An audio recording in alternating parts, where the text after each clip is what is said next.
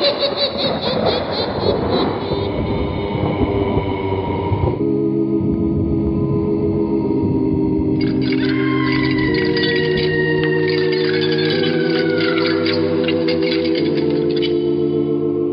Mysterious Old Radio Listening Society podcast.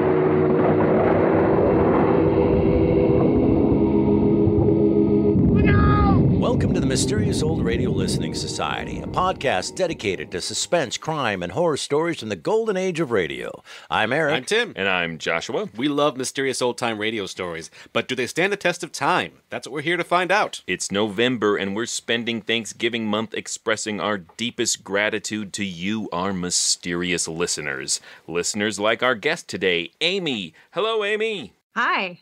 Amy is the mastermind behind the audio drama podcast, 12 Chimes, It's Midnight. She also happens to be a generous supporter of the Mysterious Old Radio Listening Society. As a reward, we've invited Amy to join us for a discussion of an episode of her choosing. Amy, what are we listening to today? We are listening to an episode of Dragnet called The Big Confession. In 1948, actor Jack Webb appeared in He Walked by Night, a film noir police procedural directed by Alfred L. Worker. While on set, Webb struck up a friendship with the film's technical advisor, Marty Wynn. Webb was fascinated by Wynn's tales of authentic police cases and believed the public would find these stories compelling too.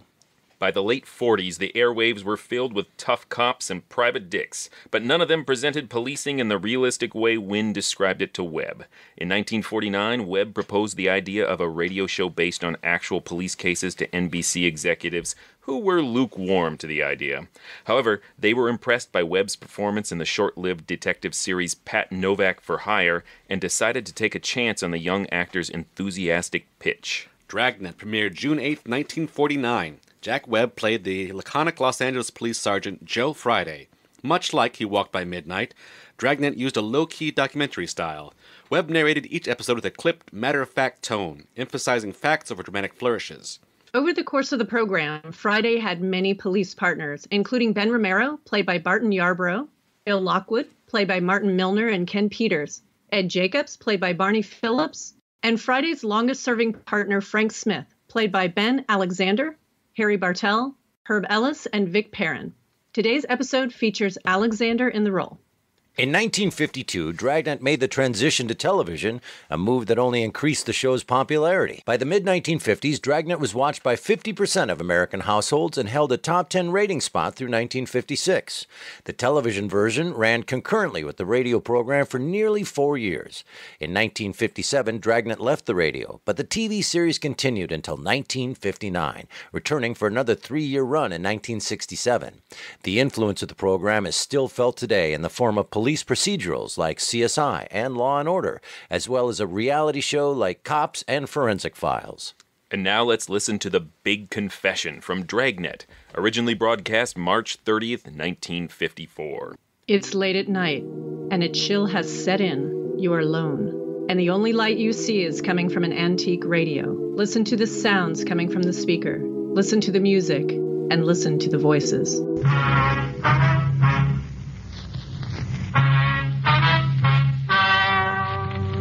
Ladies and gentlemen, the story you are about to hear is true. The names have been changed to protect the innocent. Dragnet.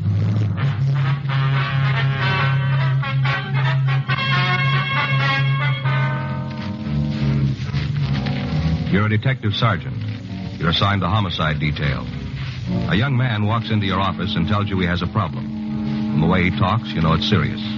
Your job? Listen. It was Wednesday, September 8th. It was cold in Los Angeles. We were working the day watch out of homicide detail. My partner's Frank Smith. The boss is Captain Lorman. My name's Friday. I was on my way back to the office from R&I, and it was 10:14 a.m. when I got to room 42. Homicide. Pardon me, sir. Yes, sir. Are you a policeman? Yes, sir, that's right. What can I do for you? I want to talk to somebody. I'm not sure who, though. Well, if you tell me what it's all about, I might be able to help you. Well, I got to be sure it's the right person. You can understand that, can't you? Yes, sir. My name's Paul Marcus. All right, Mr. Marcus, what is it you want to talk about? Do you work in there in the homicide department? That's right. You know all about murders, then, huh? You want to come into the office and talk? No, I don't want to go in there. Is there someplace else we can go? I'd like to talk to you alone. This is kind of a personal thing. All right, sir. Come on down the hall. Interrogation room. Nobody else there? No. Well, that's good, because like I told you, this is a personal matter. I need your advice. All right, sir, this way. This is the first time I've ever been in the police department. I feel kind of funny just walking in and talking personal things to a stranger. Yes, sir, I can understand. Go ahead. Mm-hmm. Want to sit down right there? Thank you. All right, you want to tell me about it? You mind closing the door? All right. All right, now what's your problem, Mr. Marcus? I told you it was personal. Yes, I know. I want to be sure I handle it right. I could get in a lot of trouble if I didn't. Mm-hmm. Been trying to figure out what to do about it for a week now and couldn't find the right answer. That's why I came here. You guys should know. All right, now if you'll just tell me what's bothering you, we might be able to do something for you. Uh-huh. A whole week and no answer. I sure hope you got it for me. I'm sorry, Mr. Marcus, but if you don't tell me what this is all about, there's nothing we can do. Well, it's nothing big, just a personal problem. I just want to know how to handle it. All right, go ahead. I killed a woman.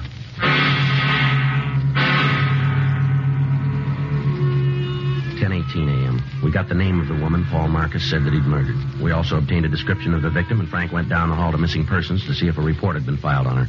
I waited with the suspect. It's a personal problem. You know how to handle it. I wasn't sure. That's why I came to you.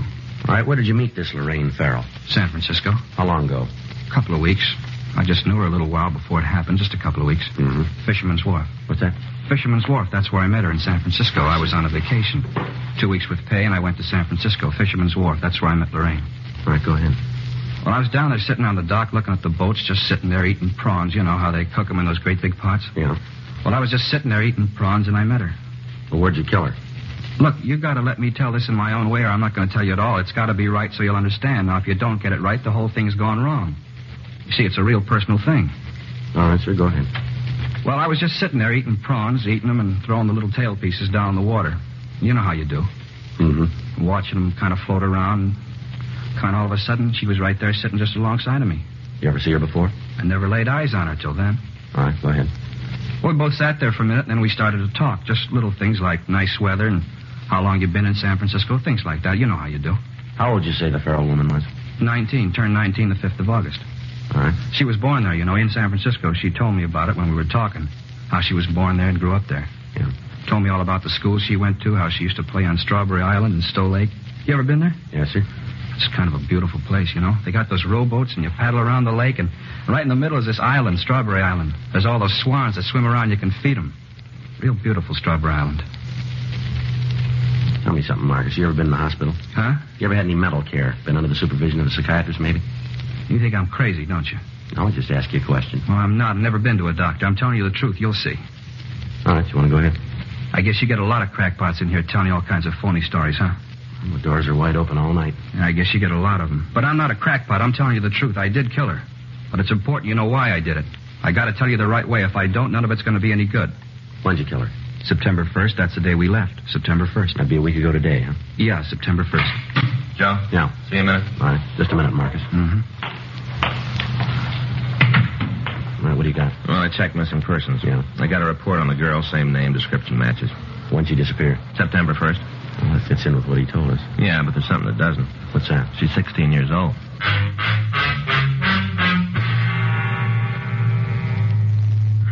Each year, there are hundreds of citizens who walk into the nearest police station and confess to some sort of crime. Some have actually happened. Others have occurred only in the mind of the person confessing. No matter how wild the confession, how implausible the details of the crime, each report has to be checked out. To doctors, such cases are clinical. But to the working detective, they're the cause of a lot of legwork and a great deal of checking. They cost the taxpayer untold man-hours and investigating time, and many times result in nothing.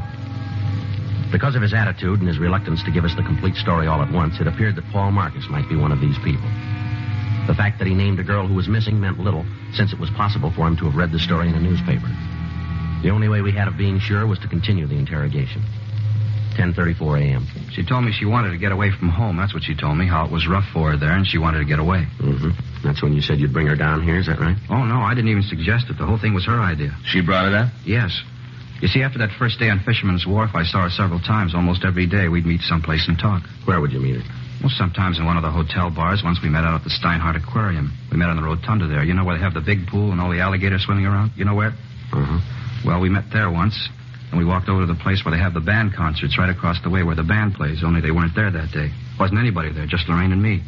We sat on the benches and talked. That's when she said she wanted to go with me. To Los Angeles, huh? Yeah. That's where I was going. She wanted me to take her. She came right out and asked you. Sure. Told me how it was hard for her at home and she wanted to get away. She told me she had friends here.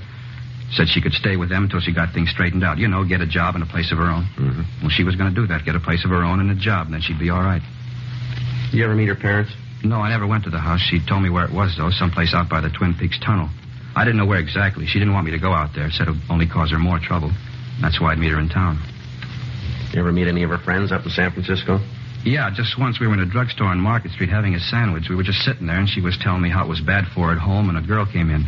Looked like she was a schoolgirl. You know how I mean, young? Mm-hmm. Well, she came in and talked to Lorraine, then they went over to the phone booths and talked. You didn't actually meet the girl? No. Lorraine said if I did, the girl might say something to Lorraine's parents, and that would cause trouble. You know this girl's name? I think it was Grace. I'm not sure, but I think it was Grace. When'd you leave San Francisco? Wednesday morning, September 1st. I wanted to get back in time to get some rest before I had to go to work. You know, my vacation was up, and I had to go back to work. Where'd you pick up the girl? Wasn't a pickup. I was sitting on Fisherman's Wharf eating prawns and looking at the boats, and we started to talk. Wasn't a pickup. We just got friendly. No, Marcus, he means where'd you pick up the girl when you left for Los Angeles? Oh, I thought you meant when I met her the first time. That's what I thought. Uh-huh. I met her out at the tunnel. Where's that? Well, you know where Castro Street runs into Market, where the L car comes in from the beach? That's where I met her. She came from home, had her suitcase and all, and she came out on the L car. All right, go ahead. Well, she got off the streetcar, got into my car, and we left for Los Angeles. Where'd you kill her? I told you before, if I don't tell it my way, it isn't going to work. You're not going to understand. It's got to be my way. All right, go ahead, Mark. Well, it was a beautiful day, just the kind of a day you want when you're going on a drive. You know how I mean, clear and the sun shining. Yeah. Well, that's what kind of a day it was. Uh-huh. You could see all across the bay over to Berkeley and way up north. It was real clear. You want to go ahead with your story? Mr. Friday? Mm-hmm. My way? Yes, all right, go ahead. All right. We drove all day, stopped for lunch at a place near San Luis Obispo, a little lunch stand there.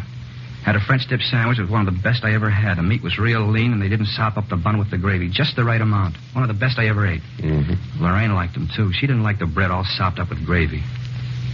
Well, go ahead. What happened after you had lunch? Well, we left there and drove on.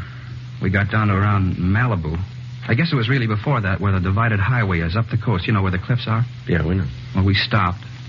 Gee, it was such a beautiful night. I just wanted to sit there and look at the ocean. People don't take time anymore. And what happened then? We just sat there, had a cigarette, and talked. And that's when I told her. First time I ever said it. What was that? It's funny. I guess most fellas say it a lot. You know how I mean, to a bunch of girls that never mean it. Go ahead.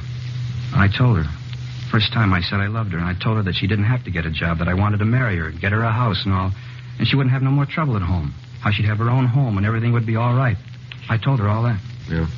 And that's when I knew, right then. You could divide the second in a million parts, and in one of the parts I knew I had to do it. Kill her? Yeah. You see, she didn't tell me the real reason. She lied to me, and I knew I had to do it. So she wouldn't lie to anyone else. You can understand that. You can see why I had to do it. Well, maybe you better tell us. Well, it was all a lie, all about the family being mean to her. All that was a lie. She just wanted to get to Los Angeles because she wanted to meet some other fella here. That's why. She lied about the family, and that's why she did it. So, you see, I had to kill her. I had to. How'd you kill her? Huh? I say, how did you kill her? We got out of the car and walked over to the cliffs. We could see right down to the ocean. We just stood there. I just hit her. She fell down. It was quiet. So I pushed her over into the water. Mm-hmm. What'd you do then, Marcus? I got in the car and drove home. You just left her there, huh? Certainly. There wasn't anything I could do for her. You point out the place where all this happened? Well, sure. It's up the coast where the highway's divided, north of Malibu. It's real easy to find. Anybody else around? You mean when I hit her? That's right. No, we were all alone. I didn't see anybody, just the two of us. All right, Marcus, you willing to give us a statement on all this? You mean what I just told you? Yeah. Well, sure. You want me to tell all about it again? We'll call in a stenographer. So you can write it down, huh? That's the idea. Well, sure, I'll tell it. Tell me something, Marcus. When'd you get out of the hospital? I told you before, I was never in one. You guys sure make it tough, don't you? What's that? I came in here because I wanted to tell you about Lorraine. I wanted you to know so you wouldn't think it was my fault, that's all. So you wouldn't think it was my fault, and now you don't believe me. You think I'm just another crackpot trying to sell a phony story. You guys sure make it tough.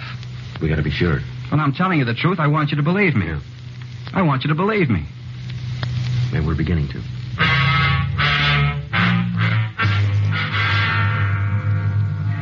A statement was taken from the suspect, and he was booked in at the main jail on a charge of suspicion of violation of Section 187 PC, murder. We sent a teletype to San Francisco, and we contacted Inspectors Ed Vandervoort and John O'Hare of Homicide Detail. We filled them in and asked that they check out the suspect's story on their end. We also asked that they send us all available information on the missing girl and that they check with her family and try to get a list of any known associates that she might have had in the Los Angeles area. Frank and I checked out of the office at 7:48 p.m. and we went home for the night. The following morning at 9:23 a.m., Inspector Vandervoort from San Francisco called back. Uh-huh. Yeah. When was that, Ed? Wait a minute. All right, yeah, I got it. How about friends down here? I say, how about friends down here? Mm-hmm. Oh, I see. Well, it should be here this afternoon, then. Right. Yeah, we'll check them out. No, that's on the way. We put it in the mail for you last... Well, you should have it by now, then. Huh? Okay, right. Right, Ed, thanks very much. We'll be checking with you. Right. Bye. How about it?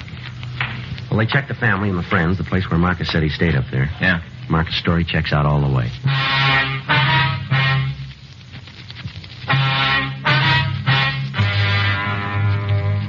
In the phone conversation, we learned that all of Lorraine Farrell's friends and relatives had been interviewed and their stories checked with the one given us by the suspect, Marcus. The girl and Paul Marcus had been seen together in the Bay City. The desk clerk at the hotel where the suspect had stayed verified the date that he'd checked out. It was the same day Lorraine Farrell disappeared. The officers in San Francisco were able to contact the girl the suspect had referred to as Grace. She recalled seeing a man answering Marcus' description with a missing Farrell girl. Frank and I spent the rest of the day checking on the suspect. We talked to the people he worked with. They described Marcus as being moody and withdrawn. We talked with his landlady. Her description of the suspect's attitude was the same that we'd gotten before. We thoroughly searched Marcus's apartment, and in a desk drawer we found a loose-leaf notebook with several pages of penciled notes describing the trip that he'd taken up to San Francisco. On one of the pages, at the back of the book, we found a lengthy letter to a Lorraine, in which Marcus apologized to the girl for killing her, but he went on to explain that he had no choice. We booked this evidence. The following morning, Friday, September 10th, Frank and I drove down to the beach and we talked to the people in the vicinity where the suspect said the murder had occurred. We found an elderly couple who lived in a trailer on the beach. They recalled having seen two people answering the description of the suspect and the missing girl on the night that the murder occurred. We drove back to the main jail and we signed out Marcus. We took him down to the car and we drove him out to the beach. We turned up the highway and told him to let us know when we came to the place where he'd killed the Farrell girl. You sure you know where the place is, Marcus? Yeah, I remember. It's just up the road a little bit. Just keep right on going. You'll find it. Mm-hmm. You'll see it now. There's kind of a parking place and a couple of trees. Eucalyptus, I think. There's two of them on the side of the parking place. You can't miss them. It's right ahead there on the left. There, you see? Yeah. Gonna pull in, Frank. Okay. Just look at all those cars. Everybody's in such a hurry they never see anything, just like they had blinders on. You sure this is the place? I told you, didn't I? No reason to say a thing like that if it wasn't true. Just pull right in there. That's it, right over there. Well, right here is where I parked when it happened. Maybe over there a little bit more, but... Oh, right about here. And the two of you just sat here for a few minutes, is that it? Yeah. We just sat here and had a cigarette, then we got out of the car and walked over to the edge of the cliff. All right, come on. Show us. Sure. Just so you'll believe me, I'll show you. Now, we stood right over there. Right there, and I told her I was in love with her and wanted to marry her. Now, you stay here. Just point out where you were. You think I might try to jump off, don't you? That's what you think, isn't it? You just show us, huh? I wouldn't do that. There's no reason to. I don't know why you wouldn't agree that I had to do it. I didn't have any other way to do it. Where were you when you hit her? Right there, near that clump of grass. We stood there and looked down at the ocean, and she told me about this other guy. That's when I hit her. She fell down right about there. Uh-huh. And where'd you push her off the cliff? There, right where I hit her. She was lying there. I guess she hit her head on something, and she was real quiet. I just rolled her over the edge. It was right there. There, you see where the rocks are kind of worn? Go and take a look. Yeah. No, you wait here. Gee, if I'd have known it was going to be this hard to get it straightened out, I don't think I'd have started the thing. When am I going to get out of jail? That isn't up to us. Well, then I want to talk to the people who it's up to. I got to tell them about Lorraine, how she lied to me and why I had to kill her. As soon as they hear the story, they'll understand. They got to realize that there wasn't any other way. How's it look? Well, I found this caught in a branch just over the edge. Yeah. It's a girl's handkerchief. Read the name on it. Yeah. Lorraine.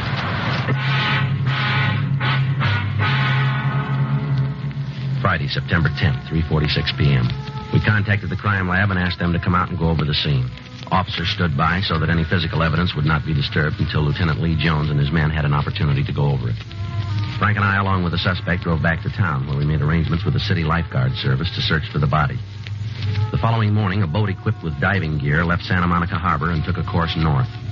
Experienced deep-sea divers searched the crevices in the rocks beneath the cliffs. All of the sea bordering the vicinity was gone over. There was no trace of a body. The shoreline on either side of the murder spot was checked. Still no trace of the missing girl. In the meantime, 2 additional teams of men were assigned to check out the friends of Lorraine Farrell. They carried pictures of Paul Marcus and attempted to dig out any information on the suspect and the missing girl.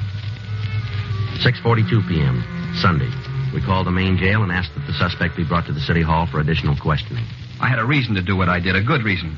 Now, you let me talk to the responsible people around here, and I'll have them tell you. I'm getting a little tired of being shoved around. You just bring in the boss and let me talk to him. What day did you say that you left San Francisco? September 1st. I thought it was the 2nd. The 1st. You said you left in the afternoon, is that right? In the morning, and you remember it. I don't know what all these questions are for. I told you I killed Lorraine. I walked in here and told you there's no reason for all this McGillis. Just no reason. Where'd you hide the body? I didn't hide it. Well, then where is it? I told you I put her in the ocean. We haven't been able to find her. Well, then you're not looking good. I told you the truth all along the line. I've told you the sure truth. You didn't make a mistake about where all this happened? Not a chance in the world. Right there by the parking place where the 2 trees are. Well, maybe you just thought you left her there. I know it. Had you been drinking when you killed her? No. We stopped and had a couple of beers on the way. Just a couple, not enough to get drunk. But you did have something to drink. Well, sure, but not enough to get drunk on. How many beers you have? 2, maybe 3. All right, which was it? 2 or 3? Well, what difference does it make? Were you drunk? No. How about the girl? Was she drunk? No. You sure about that? Yes, I'm sure. What are you trying to do? What difference does it make? Maybe we did have more than a couple, but what difference does it make? Just trying to get things straight. We want to be sure we got the right story. Well, you have. All right. How about a cigarette? Huh? Yeah, thanks. Frank? Yeah, thanks. Here, I got a match. Hey, wait a minute. Don't light his, too. That's bad. What do you mean? 3 on a match. It's bad. It is, huh? Well, sure, you never do that. Here. Thanks. You got right home after you killed the Farrell girl, huh? Yeah. I drove right down the highway and went home. Traffic was kind of heavy. I thought about it. All those people all hurrying around, not taking any time. Anybody see you when you came home? What do you mean? Well, anybody see you park the car, go into your apartment? Well, no, there wasn't anybody around. Now, you said when you met the girl up in San Francisco that she had a suitcase with her, is that right? Yeah, she did. Artificial leather with real leather binding. And where is it now? Huh? What'd you do with her suitcase? Well, I don't know. I don't remember it. We couldn't find it in your room. Well, you didn't have no right to go through my room. No right at all. We didn't find a suitcase. Where is it? Well, I don't know. Did you put it with a body? Well, I might have. Where? I don't know. I don't remember. I hit her. She lied to me, and I hit her. Then I pushed her into the ocean. That's all I know. And that's all I'm going to tell you. Joe, see you a minute. Yeah, sure. What do you got, Al? We found the girl. Where? She's sitting in the squad room.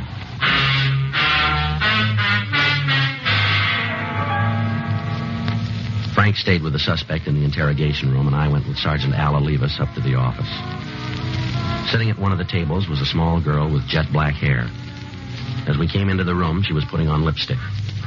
She glanced over at us, and then she went back to what she was doing. There wasn't any doubt about it. The girl in the squad room was Lorraine Farrell. She dyed her hair, and she had on a lot of makeup. But it was the missing girl. Joe, this is Miss Farrell. Joe Friday. How do you do? Hi. Where'd you find her, Al? Friend up in Eagle Rock. Says she's been there for a week. Thanks, Al. Right. You seen the papers lately, Miss Farrell? Yeah, I read the funny. You ought to read the front page. You've been on them. All right? Mm-hmm. We've had a lot of policemen out looking for you. They probably needed the exercise anyway. There's a man down the hall who thinks that he killed you. That creep, Paul? Yeah, Paul Marcus, that's his name. Real creep. I was glad to get away from him. Well, I guess he tried to give me about our home. What baloney. He's a real creep. You ought to keep an eye on him. He's going to wig one of these days. Is that so? Yeah. He drove me down here, and when I told him I didn't want to have anything to do with him, he got real sore, started yelling. Creep. Where'd all this happen, miss? Oh, out by Malibu. Road out there.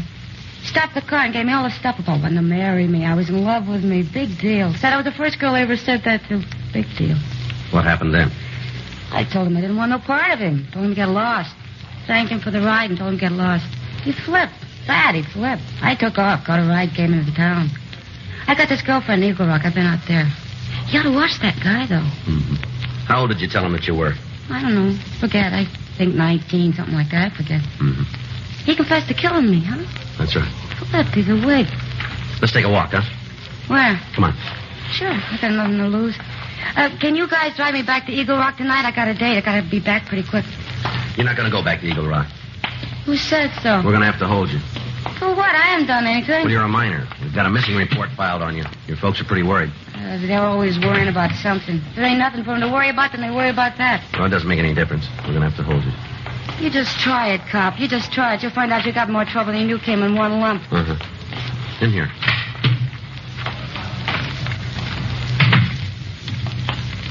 This is Lorraine Farrell, Officer Smith. Hello. Lorraine. Hi, creep. I didn't mean to do it. You know that. I didn't really mean to do it, but there wasn't any other way. What's planned? You know what he's talking about?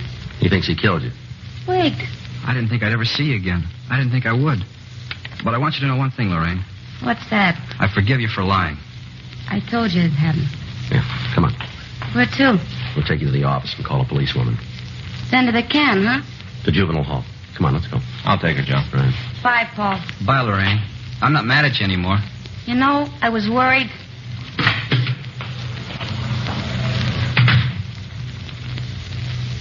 Sergeant? Yeah. I want you to know how I appreciate it. Yeah, what's that? What you tried to do, I think was real fine, thanks. I don't know what you mean. You didn't fool me a bit. What? I know I killed her.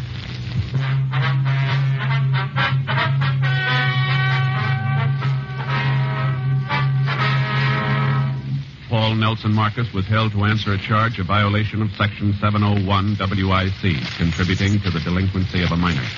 After due deliberation, he was placed on probation and delivered into the hands of a competent psychiatrist. Lorraine Jean Farrell was returned to the custody of her parents. Dragnet. The story of your police force in action is a presentation of the United States Armed Forces Radio Service.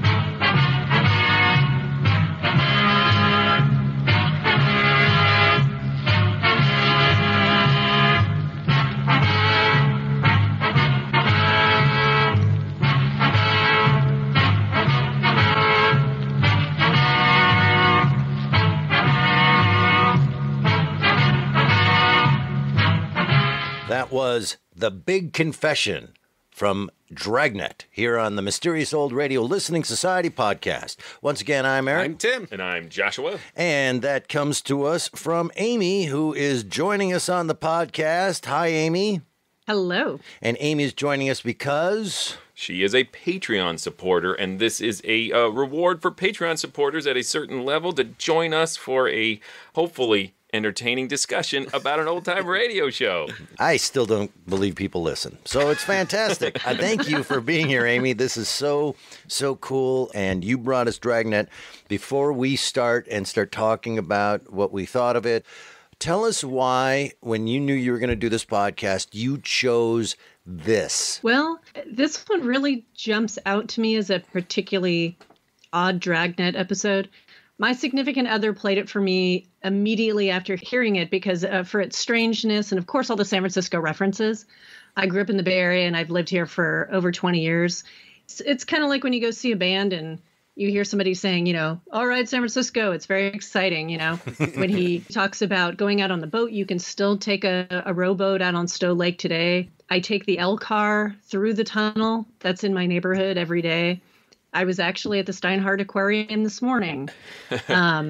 Those are always the things that kind of like get you. But in terms of why this show, it doesn't have all the trappings of horror and suspense. It doesn't have the gothic kind of overtones, but it does somehow feel similar to some of those episodes. And I can't really put my finger on it. So I'm kind of looking to you fellas to help me pinpoint what is it about this episode that feels more horror suspensey. I mean, I know of your fondness for Lights Out and Arch Oboler, and the first thing that struck me about this is that Paul Lucas, the guy who's confessing here, reminds me of a character from Lights Out with his unnatural calm. Yeah. He has his almost childlike way. He speaks in a very particular cadence and has a lot of repetition in his dialogue. All stuff that Oboler uses a lot in his scripts, and it's the first thing I thought of when I heard him. So before we go too far, because this is tying into what you just said, it's important that I find something out. Mm-hmm. Amy, do you listen to a lot of Dragnet radio shows? A fair amount, yeah. Okay.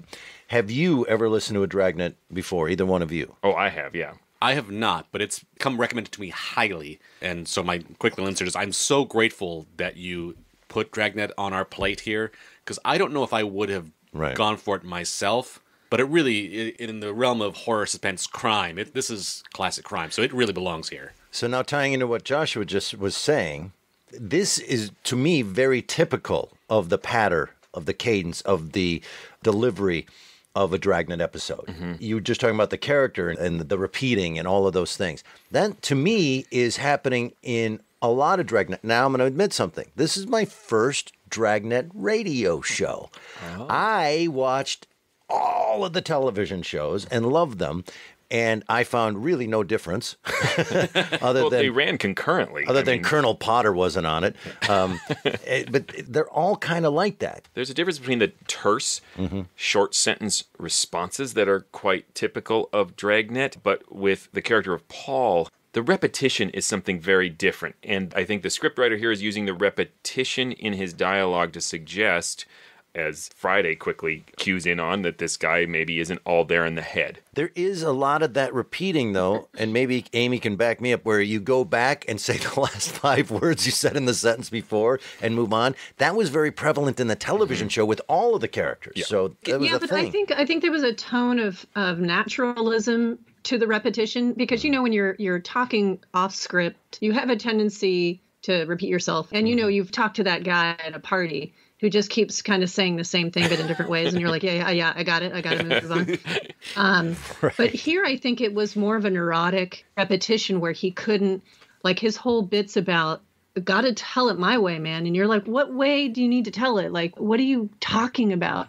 Mm-hmm. And I think it set me on edge in a way that other criminal characters don't, because most of them are conniving or very strategic about how they're talking. But he's very natural but neurotic, and his brain is working in a way that other people's brain generally don't. And I think that was the thing that stood out differently than someone's natural speech, where they're kind of repetitive, or they're just freaking out about a car accident or shooting someone, and so they just keep babbling on about it. Right. Mm-hmm. He just stuck to it, and it just felt a little more like, ugh. I think what was unnerving for me was the response of Friday, the patience to go, okay, I'm just going to ride this thing out. And I was saying to him, how can you be that patient? And why are you following him down hallways and into rooms and being, okay, I'll go in there and you can tell me nothing there. So that was unnerving to me. Yeah, he is almost like the pace car. Right? It's interesting, though, that you bring that up, because Friday's real practical approach, or patience, as you say, to questioning a suspect versus Paul's insistence on telling the story the right way, his way, reminded me of a very similar scene in a Quiet Please episode that we listened to a couple months back, Let the Lilies Consider. And in both stories, the script sort of exploits this tension between the way a police officer gets to the facts and a storyteller gets to the facts. This sort of procedural versus personal, and Paul keeps saying it's a real personal thing. It's particularly interesting in Dragnet because it's a show that prides itself on a procedural narrative. It literally promises to travel step by step on the side of the law through an actual case.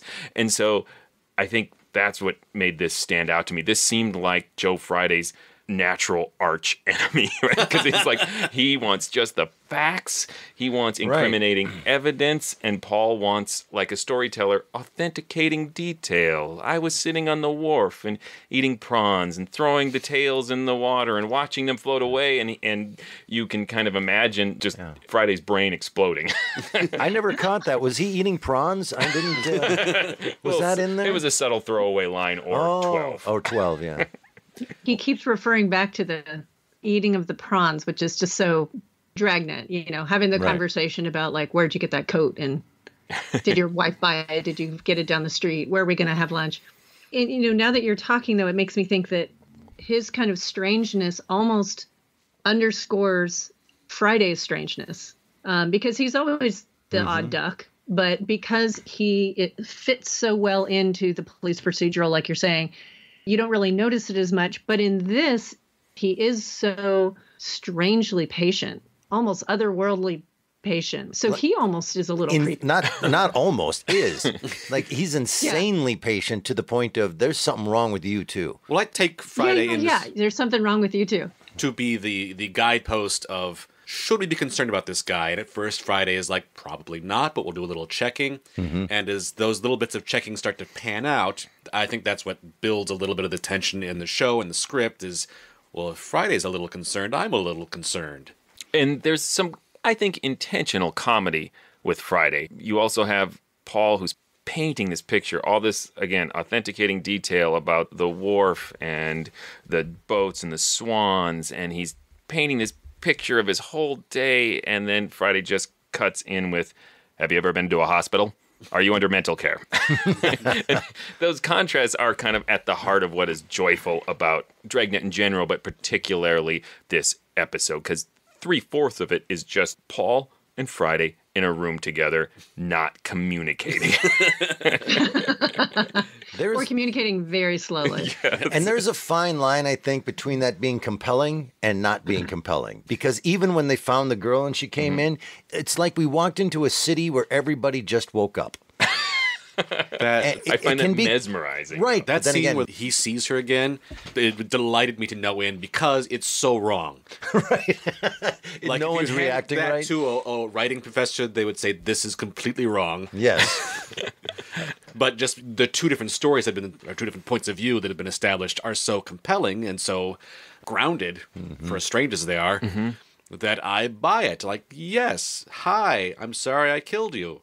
That's the response. Right. To take a step back here, I think you have to listen to Dragnet in the context of the time in history in which radio shows and, I guess, television and movies, the performances were more heightened. We haven't got these naturalistic performances. So to our ears, their attempt at naturalism sounds weird because they're striking this strong, defiant contrast to the extremely over-the-top acting styles of stage and screen. I think maybe to ears at this time, this felt really like you were eavesdropping on a real conversation as opposed to the melodrama of a lot of other because of the contrast to how... Yeah, maybe you could call that formal naturalism. I don't know. Yeah, I'd call it that. But I love Lorraine, by the way, as long as we brought her up. It's so nice to see a radio show in which it turns out that the woman isn't the victim. She actually duped him, got where she wanted to go. I mean, she does get sent back to her parents, but you're kind of like, bummer. And really she doesn't seems give so cool. I mean, doesn't give a darn. Yeah. And I just love her from the get-go because all of her lines are hilarious when she says, "Hi, creep." Yeah. That was a great moment. Well, even her parting line, I went back, so I found the script online. I was sure that was ad-libbed. I was worried. I really thought that was going to be ad-libbed, and it's in the script. But her delivery of it is Her great. delivery of it is great. But speaking of that script, I found that same one, but there are a lot of ad-libs in here because I was reading the script as I was listening along, and one of my favorite Joe Friday lines that made me laugh both times I listened to it is totally different in the script and not anywhere near as funny. It's when Paul says to Friday, "I suppose you get a lot of crackpots in here," and Friday just says, "The doors are wide open all night." I don't know why. And it's delivered like that. I found that really hilarious. But in the script, it's just the doors are open, which just isn't funny. But the more expansive, wide open all night, suddenly to me makes it funny. There's also a phone conversation, a one-sided phone conversation with Friday, that has all this naturalism added to it that is not in right, the as original if he's talking script. to someone. He Right. gets interrupted. He has to repeat himself because he can't hear it, and the script has none of that. And I wonder if that was all ad-libbed in the spot, if it was the director. I don't know, but it's really interesting to read along with an original script because it has huge sections crossed out on it too. That's fascinating. When Paul talks about 3 lights off a single match. Oh, yeah. There's a whole nother passage in the original script where he goes on about reading books about superstition and what's good luck and bad luck, and it had this big X through it. Kind of wisely, because it's a total red herring. It has nothing to do with anything. I was so convinced that meant something. Yeah, me too. I mean, because I know the superstition. From... I've never heard of the superstition. Thanks for cueing me. It comes from, Nicely done. I believe, World War I, where if you were lighting a friend's cigarette, you'd never want to do 3 people on the same match because you'd have a light long enough for a sniper to find you. I think that's true today. Oh. I think that if you hold a match long enough, a sniper's going to find you. I believe that. Yeah, I think you should. Well, it's at least going to burn your finger. Right. We agree on That's that. cool. I had heard that, that superstition, but I didn't know the backstory. That's super cool. Ask Tim anything. I'll make something up. He will make stuff up you wouldn't believe. But if it's about Legion of Superheroes, it's going to be deadly accurate. True. I said off air. I always get confused because it's podcast, so it's not really air. But before we started recording, I said, "Oh, I'm so excited by what Joshua has written in our opening." Barton Yarborough was in Dragnet. I did not know that. I had no idea. Do you two gentlemen or Amy know why I love him? I do not. Is he in I Love a Mystery? Oh, heck yeah, he's in a lot. If you just say he was in I Love a Mystery, you're probably going to be safe with Eric. He's Doc in I Love a Mystery and in the movies, and he's one of the only ones that lasted the entire run. And plus, when they did I Love Adventure, he stayed, and when Adventures by Morse, Barton Yarborough, he's fantastic. He's a great actor. If you're going to throw out some trivia, Yeah. Nice. I found that the guy who plays the killer, Herb Ellis, as you mentioned in the intro, he also plays the partner Frank Smith in other episodes. Wow, so in yeah. this episode, it was, what was his name? Ben Alexander? Yes. Played Frank. But in other Right. episodes, the guy who plays Paul plays Frank. And Alexander's Oh. voice sounds a lot like Joe Friday. It's really hard to tell them apart. Oh, yeah. They Yeah. have the exact same voice, I think. It's kind of freaky. I have to imagine if you're talking to Jack Webb, it's hard not to just get sucked into that pattern. Yeah. The whole time he's talking, you're going, uh-huh. Yep. Uh-huh. Yep. That's why Julie London left him. No. That's a deep cut. Was that a deep cut? You want a deep cut? I think it's fascinating that Jack Webb produced Emergency and hired his ex-wife to be the lead, Julie London. Yeah, they probably Who got does- along pretty well. Yeah, I just don't see that often in divorce. I have not seen it that It's often. still Julie London, and if you have Yeah. access to Julie London, Yeah, you're that's going to true. probably use that. Don't say the words access to Julie London to me. I think the funniest line, you said the funniest line was, we're open all night. I think Yeah. the funniest line in this whole thing was he was referred to a competent psychiatrist. Because Poor thing. it allows for the idea that some aren't. Yeah, well, I think that's Like they have two very lists. true. You're going to go see Steve down the hall. That guy. He's a crackpot. He's a Well, it's such a careful, I don't even know if it's passive aggressive, but it's a nice, careful way to make an assessment of somebody, though. Have you happened to see a doctor at any point in your career? Although, of course, Paul picks up on that and is a little defensive. Right. Another funny line, I think, again, it goes to Lorraine when Friday says, we've had a lot of policemen out looking for you. And she says, they probably needed the exercise anyway. Yeah. Yeah. I just love that cops were out of shape in 1954, too. Right. You can make fat cop jokes then, too. I had to look up this phrase when he said, "There's no Megillah? reason for all this Megillah." I looked that up, too. Yeah, that became a fascinating rabbit hole for me because I don't know about you guys, but Megillah is It's a Megillah Gorilla. yeah. Yeah. And I came across this whole thing that Megillah Gorilla was not named after the slang term of Megillah at all, and that the Hanna-Barbera people who created it got really mad that people thought it was a referral to the slang of Megillah because to them they had rhymed gorilla with Megillah. And it was brilliant. They came up with the words. Oh, they were defensive. Yeah. But it's an old Hebrew word, meaning the whole shebang, and it actually refers to the first 5 scrolls. Is that correct? You're just making stuff up. I am. Tush. Huh? They I said by the tush. I think I read that too. No, see, Amy's got my back. Yeah, the first 5 books of the Bible are the Megillah. The Megillah. The next 5 are the gorilla. And then there's the grape ape. And then Wacky Races is the New Testament. All right. We have totally gotten off topic. No, we're right there, man. You're just not following This me. is the subtext of this episode. As Jack Webb would say, uh-huh. Right. It's funny to look at that script because they actually write out, Yeah. Well, I mean, it's interesting how short all the sentences are in the dialogue, and then you get compound sentences finally in Webb's voiceover, in his narration. Right. They actually have more complicated sentences. Yeah, it definitely has a little of the hard-boiled influence, that very terse short. I took it as, well, the narration modeled after, like, police reports. Actual dry documents. Mm-hmm. Well, speaking of that, one of the more, and you might have found this too, one of the more interesting little tidbits was Jack Webb had started a program that any police officer could submit a summary of one of his cases or her cases and receive $100. Wow. Which is pretty generous, right? And one resourceful sergeant wrote up that if he could write up his coworkers' cases, he'd get half the fee, so he'd get $50.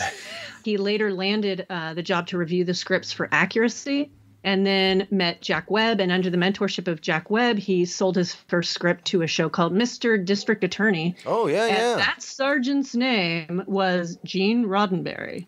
Oh, that is Amy, well serious done. bit of trivia.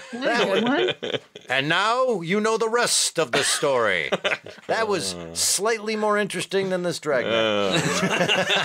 Nothing like a Paul Harvey reference to confuse most of the world. Is that outdated? Just a little bit. Okay.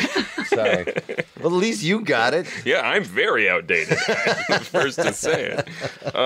The one thing I will say about Dragnet that I really like is the very mundane Foley that they do very well. These very clean, simple footsteps, doors opening, chairs being pulled out and scraped against the floor. You feel the coldness because there are very little sounds other than that. And as long as we're on the trivia side of things, I read one source said that they were so obsessed with realism that the sound men went to the real LA police headquarters and counted out the number of footsteps to get from room to room and mimicked that number for the radio show. That's obsessive compulsive. That's crazy. That's too much time. That's Jack Webb. Yes. That is part of what I was thinking, listening to it and afterwards thinking about it, of Jack Webb did this for 10 years, something like that, 10 years, unchanging. Just this note over and over again, pitch perfect. Yeah. Wow. Yeah, it didn't ever really develop into anything else. Yeah. Why would it need to? Do you know who he reminds me of, character-wise? Joe Friday, in a modern sense, is Jack McCoy, District Attorney Jack McCoy, and Joe Friday, to me, even though it's a different style of character. I don't know who that is. Law and Order District Attorney. Oh, Anybody? that's right. Anybody? No. Sorry, that's the Paul Harvey spot on my brain. Okay. Someone out there is going, good point, Mr. Webster. Fantastically well played. And I think that's what made Law and Order so successful, is it was that same approach, the calmness and the stoicness and the non-evolving behavior of Jack McCoy was the same as Joe Friday. And this is where all those procedurals come from. Before this, executives thought that people found this boring. This is the stuff they removed from crime dramas, the everyday elements of it. Right. Well, any other points that anybody is dying to make about this? Then we'll head to the vote. Tim, we'll start with you. I don't have a good gauge as compared to other Dragnet episodes, but I would love to, because I really, really enjoyed this. So I'll just assume that all the other Dragnet episodes are kind of like this, but not quite as good, and call this a classic. Joshua. Yeah, I think I need to listen to more Dragnets. I don't know if I'd call it a classic, but I just thoroughly enjoyed it for all the reasons I already said. I just felt like this matchup between the guy who wouldn't stop talking about extraneous details and Joe Friday, who just wants the most specific details, was just so fun to watch. And the fact that it was structured so that really everything that happened outside of conversations with Paul, for the most part, were done in narration and summary. So the only scenes we got were just those two. Definitely stands the test of time. I would say that it stands the test of time. However, if I was to recommend it to someone, I would absolutely, if they'd never heard of Dragnet and didn't know what it was, sit them down for a few minutes and prepare them for this style. Talk to your kids about Dragnet. You don't want them learning about Dragnet on the playground. But if you prepared them for this weird approach and style, they wouldn't spend the first 15 minutes going, what is happening? I so want a recording of you preparing somebody for Dragnet. So get this. Educational, instructional video. Right. So I would say it does stand the test of time. I would say I like this episode because I think the suspense, so to speak, comes from the excruciating slowness of its development. So slow that that reminds me of a few scenes, and this is going to be a weird reference to Inglourious Basterds. I was just going to say Tarantino. Yeah, it has that. This is so excruciatingly long, and I loved that movie because, wow, I was on the edge of my seat about 6 times. When are they going to find them under the floorboards? When are they going to realize that they're not Germans? When? In this, it was when for me a lot. When, and I think that tension was kind of cool. Do you think Barton Yarborough was under the floorboards during that entire scene? He's under my floorboards. I don't know what that means. Amy, your vote. Well, I love it. So I'm going to say it's a classic and it stands the test of time. I'm not sure that it's going to ring as true with everybody, but, I love San Francisco and I love all the references, and it was just so strange, and the twist is so weird. Because often Dragnet will have a little twist at the end, but this one kind of twist and then kind of sidestepped after the twist. I love this episode to death. But then again, Spawn of the Subhuman was one of my favorites of yours. Wow. So I don't know about my taste. You were doing so well. And then that happened. No, and when Sinatra got fat, I'm sorry. I think that one's hilarious. Well, it is hilarious. It is. It's a joy. I love Spawn of the Subhuman for how terrible it is. I also like Manos, the Hands of Fate. So no, that one's slow. All right, Tim, tell them stuff. Please go visit ghoulishdelights.com. There you'll find other episodes of this podcast. It's a great way to get a hold of us. Leave comments on episodes. You can find our contact page. You can reach our Facebook, our Twitter, our Instagram, all from ghoulishdelights.com. There's also information there about our live shows. And also, I said also, but I didn't have another thing. That's okay. I'll save you, Tim. You need to try that again? Nope. They're not going to let me.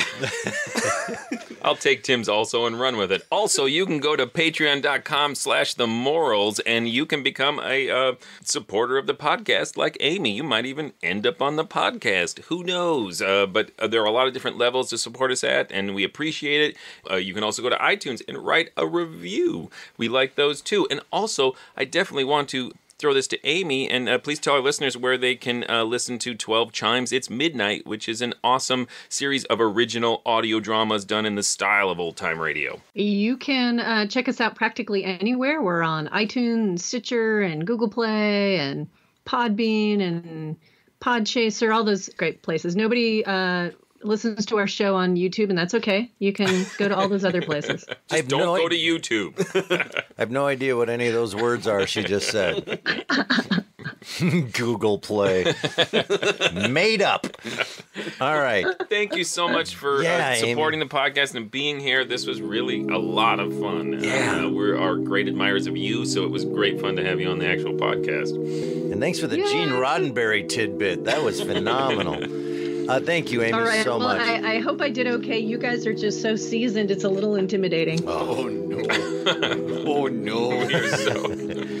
All right, so coming up next, as a thank you to all our listeners, we asked you to vote on a Thanksgiving episode for us to feature, and the results of our online poll are in. You have chosen an episode of Dark Fantasy, The Thing from the Sea. Until then... I was sitting on Fisherman's Wharf eating prawns and eating prawns and eating prawns and eating prawns and eating prawns and looking at the boats.